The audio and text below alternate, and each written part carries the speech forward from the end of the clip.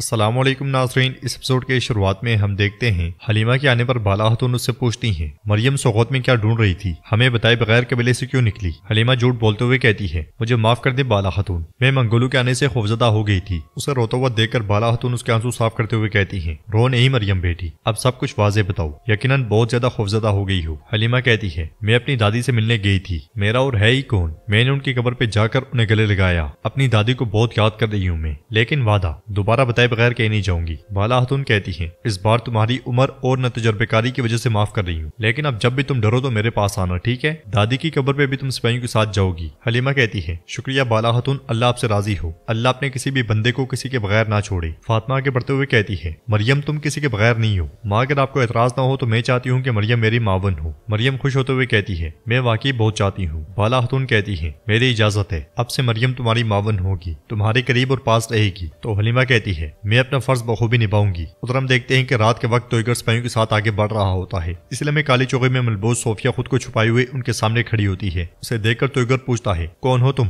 اس اندھیری رات میں یہاں کیا ڈھونڈ رہے ہو؟ جواب نہ ملنے پر توئیگر کے اشارے پر اس کا سپاہی آگے بڑھتا ہے تو صوفیہ اس کے سپاہی کو مار دیتی ہے۔ اگلے ہی لمحے ترک لباس میں ملبوس صوفیہ کے سپاہی وہاں پہنچتے ہیں اور ان میں سے ایک بلند آواز سے کہتا ہے سپاہی عثمان صاحب کا سر جھکانے کا خواب دیکھنے والوں کے لیے رونو خواب بن جاؤ۔ یہ کہتے ساتھ ہی وہ ہلہ بول دیتے ہیں اور وہاں پہ لڑائی شروع ہو جاتی ہے۔ صوفیہ بھی منگولوں کو کاٹتی ہی چلی جاتی ہے۔ یہ دیکھ کر توئیگر چلاتے ہوئے کہتا ہے کالی روحیں تمہاری جلاد بن جائیں عثمان، تمہیں ملیا میٹ کر دوں گا میں، تمہارے راستے میں خون کی ندیاں بہا دوں گا، تم منگولوں کی طاقت دیکھو گے۔ اس کے سپاہی مسلسل کٹ رہے ہوتے ہیں تو ایگر وہاں سے بھاگ جاتا ہے۔ صوفیہ ایک منگول کو کاٹنے لگتی ہے تو وہ کہتا ہے تو ایگر اس کا حساب عثمان سے لے گا۔ اسے کاٹنے کے بعد صوفیہ اپنا چہرہ عیاں کر دیتی ہے اور کہتی ہے میں نے اسی لیے تمہارا گندا خون بہایا، میری تلوار پہ لگا منگول خون عثمان کے لیے لعنت بن کر اس کے لیے رونو خواب بن جائے گا۔ یہ کہتے ساتھ ہی صوفیہ آگے بڑھ جاتی ہے۔ ادھر ارحان بیگم خاتون اور البئی کے ساتھ خیمے میں داخل ہوتا ہے مگر عثمان صاحب وہاں نہیں ہوتے۔ یہ دیکھ کر وہ تینوں پریشان ہو جاتے ہیں۔ ارحان ایاز سے پوچھتا ہے میرے بابا کہاں ہیں؟ تو ایاز کہتا ہے حضور محافظوں کی تبدیلی کے بعد یہاں سے کوئی نہیں گیا۔ یہ سن کر بیگم کہتی ہے انشاءاللہ کچھ برا نہیں ہوگا۔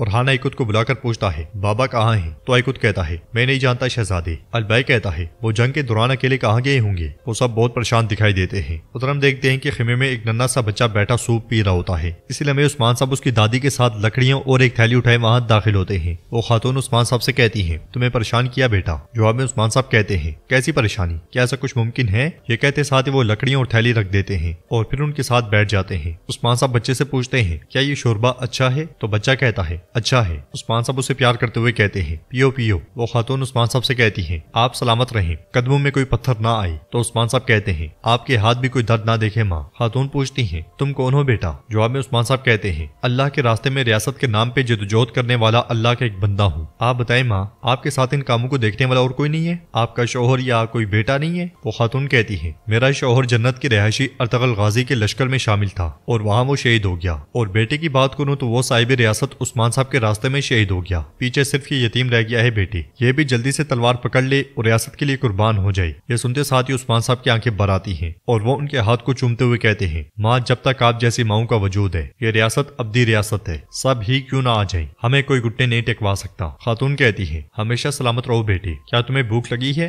دسترخوان پہ بیٹھو۔ عثمان صاحب کہتے ہیں میں بھوکا ہوں ماں، میں بھوکا ہوں، میرا نام عثمان ہے، میرے پیچھے بہت سے جوان مرد کھڑے ہیں لیکن میں آپ کی دعاؤں کا بھوکا ہوں، ہاتھ اٹھائیں اور دعا مانگیں میرے لیے، میرے ہم نوا میرے بہادروں کے لیے، ہماری مہمات آپ جیسی ماؤں کی دعاؤں کی بدولت فتح سے ہمکنار ہوں گی۔ پھر عثمان صاحب اس بچے سے پیار کرتے ہیں۔ ادھر ہم دیکھتے ہیں کہ بران اور جیرکتائی قلعے کی دیوار کے ساتھ چپکے ہوئے بہت آہستہ آہستہ آگے بڑھ رہے ہوتے ہیں۔ ان کی منزل وہی پانی کا راستہ ہوتا ہے جو البائی نے انہیں بتایا تھا۔ اوپر سے کسی کے گزرنے کی آواز سنتے ساتھ ہی بران ایک دم سے دیوار کے ساتھ چپک جاتا ہے اور کہتا ہے بھائی کوئی آ رہا ہے۔ جواب میں جیرکتائی کہتا ہے آگے چلو آگے چلو۔ تو بران اسے پکڑ کر دیوار کے ساتھ لگا لیتا ہے، پھر پوچھتا ہے بھائی خیر ہے؟ جب ہم ذمہ داری میں ہیں تو تمہارے ذہن میں کیا ہے؟ جیرکتائی کہتا ہے میں نے اپنے ماضی کو منگول جیرکتائی کو دفن کر دیا ہے، لیکن تو بران کہتا ہے لیکن تمہارا ماضی تمہارا پیچھا نہیں چھوڑ رہا۔ ہاں بھائی ہم نے سوچا تمہارا کوئی نہیں ہے، تم نے اتنے عرصے تک کیوں چھپایا کہ تمہارا کوئی بھائی بھی ہے؟ جیرکتائی کہتا ہے یقیناً کسی دن بتا دیتا، لیکن کیا فرق پڑتا ہے، مجھے وہ اپنا دشمن سمجھتا ہے۔ تو بران کہتا ہے بھائی اپنی جان آزمائش میں نہ ڈالو، یقیناً وقت آنے پہ وہ تمہیں سمجھ جائے گا۔ جیرکتائی کہتا ہے لیکن واحد مسئلہ یہ نہیں ہے، مشکل دن ہمارے انتظار میں ہے بران، منگول جسے چاہیں اسے زمین بوس کیے بغیر نہیں رکتے۔ تو بران کہتا ہے بیڑیوں نے کب گیدڑوں کے لیے میدان خالی چھوڑا ہے، ہم امن کو تباہ کرنے والوں کے لیے موت بنیں گے انشاءاللہ۔ جیرکتائی کہتا ہے پھر ہم ان دیواروں کو تباہ کر دیں گے، صبح ہوتے ساتھ ہی ہم یہاں پہ اسلام کا جھنڈا لہرائیں گے۔ اس کے ساتھ ہی وہ دونوں آگے بڑھتے ہیں اور البائی کے بتائے ہوئے مقام پہ پہنچتے ساتھ ہی بارود وہاں वहाँ पे रखने लग जाते हैं। वो अच्छे से बारूद फैलाने के बाद वापस निकल जाते हैं। उधर हम देखते हैं कि एक कारवांसराय में मंगोलों ने डेरा डाला होता है। सब लोग खाना खा रहे होते हैं कि तोइगर चिल्लाते हुए अंदर दाखिल होता है और कहता है, खत्म उस्मान, तुम खत्म।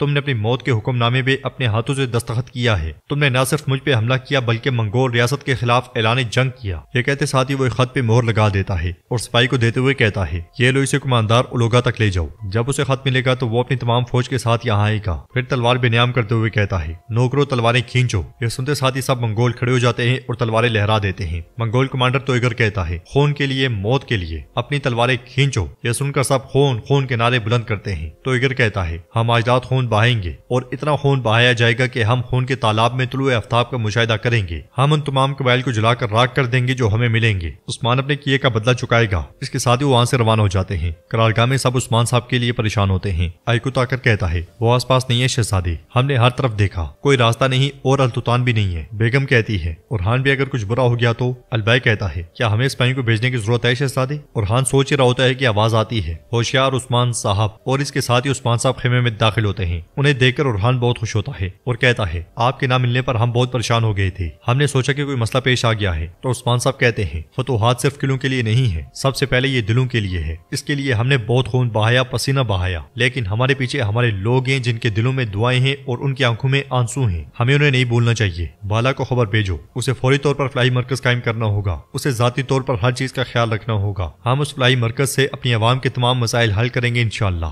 अब वक्त आ गया है कि हम पाकिस्तान के लिए हतमी इकदाम करें, जिसका हम काफी अरसे से इंतजार कर रहे थे। उधर हम एक छोटा सा गांव देखते हैं जिसमें कई झंडे लगे होते हैं। लोग रोजमर्रा की तरह कामकाज में मसरूफ होते हैं, मगर इसी लम्हे एक तीर खातून को आ लगता है। सिपाही चिल्लाते हुए कहता है, हमला, मगर उसके हरकत में आने से पहले ही वो भी मारा जाता है। मंगोल आंधी और तूफान की तरह कबीले में दाखिल होते हैं। लोग अपनी और अपने बच्चों की जान बचाने के लिए भाग पड़ते हैं, मगर मंगोलों ने काटते ही चले जाते हैं। तो इगर तलवार बेनियाम करते हुए कहता है, इन सबको मार डालो, इन्हें अली खान का गजब दिखाओ। नन्ही सी बच्ची अपनी माँ के पास बैठकर रोते हुए कहती है, उठो माँ उठो। छोटे छोटे बच्चे भी भागते हुए इस जुल्म का शिकार बन जाते हैं। सिपाही मुजामत की कोशिश करते हैं मगर नाकाम दिखाई देते हैं। खवातीन को भी काट दिया जाता है। मारने के साथ साथ वो हर जगह जला रहे होते हैं। वो खवातीन और लोगों को एक खेमे में डालते हैं और कुछ देर के बाद उस खेमे को जला डालते हैं। तो इगर भी घोड़े से उतरकर जुल्म ढहा देता है। जलता हुआ एक आदमी खेमे से बाहर आता है। तो इगर कहता है, जब कुत्ते की मौत आती है तो वो अपने मालिक को ढूंढता है। तुम भी अपने मालिक उस्मान को बुलाओ, तुम्हारे खून के साथ हिसाब किया जाएगा। आग के शोले बुलंद से बुलंद होते जाते हैं। तो नाज़रीन, इसके साथ ही एपिसोड भी इख्तिताम पजीर होती है। अगर आपको ये वीडियो पसंद आई तो प्लीज वीडियो को लाइक लाजमी करें। चैनल को सब्सक्राइब नहीं किया हुआ तो सब्सक्राइब करने के साथ साथ घंटी वाले बटन को नहीं दबाया हुआ तो उसे भी दबा लें, ताकि नेक्स्ट आने वाली वीडियोस का नोटिफिकेशन